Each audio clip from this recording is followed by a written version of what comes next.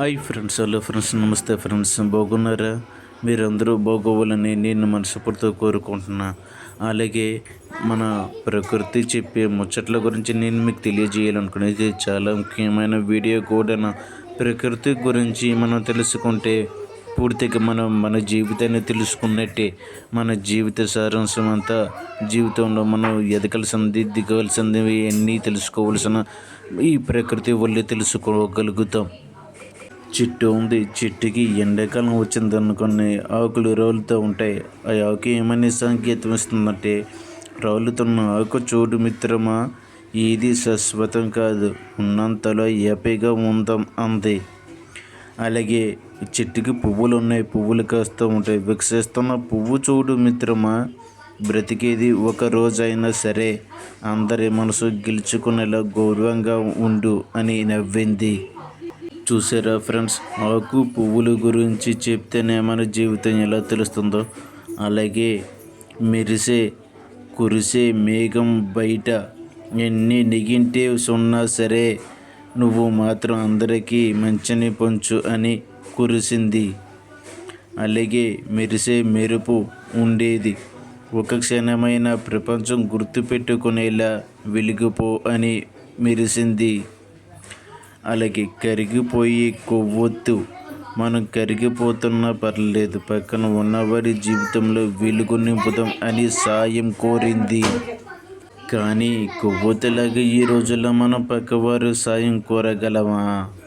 పక్కవారి సుఖం మనం కోరగలమా? పక్కవాడి ఆనందం ఈరోజు మనం కోరుకోగలమా? ఓపిక గల చెట్టు, కష్టాలు నీకు వచ్చినా పర్వాలేదు, నీ వల్ల ఇంకొకరు సుఖంగా ఉంటే ఆ తృప్తే వేరు అని నీడ ఇచ్చింది.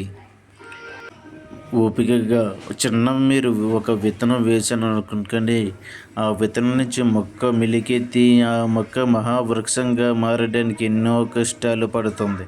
అన్ని కష్టాలు పడినా ఆకులు రాలిపోయి, పువ్వులు పోయి, పళ్ళు కాయలు కూడా మనం తెంపేస్తూ ఉంటాం. అలాంటివన్నీ కూడా చెట్టు భరించి మనకి నీడనిస్తుంది.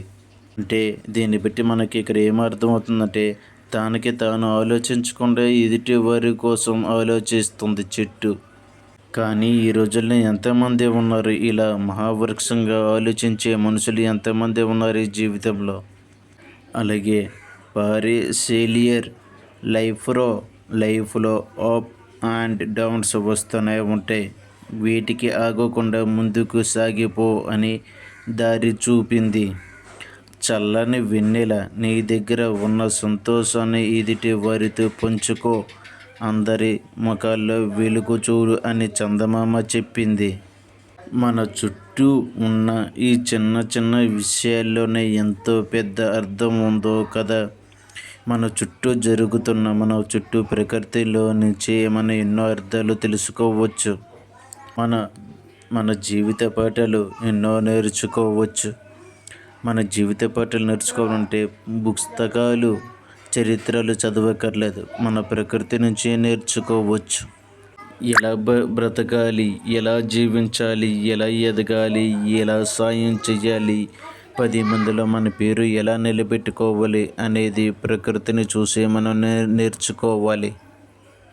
ఈ ప్రకృతి మనకు ఎన్నో గొప్ప పాఠాలను నేర్పుతుంది.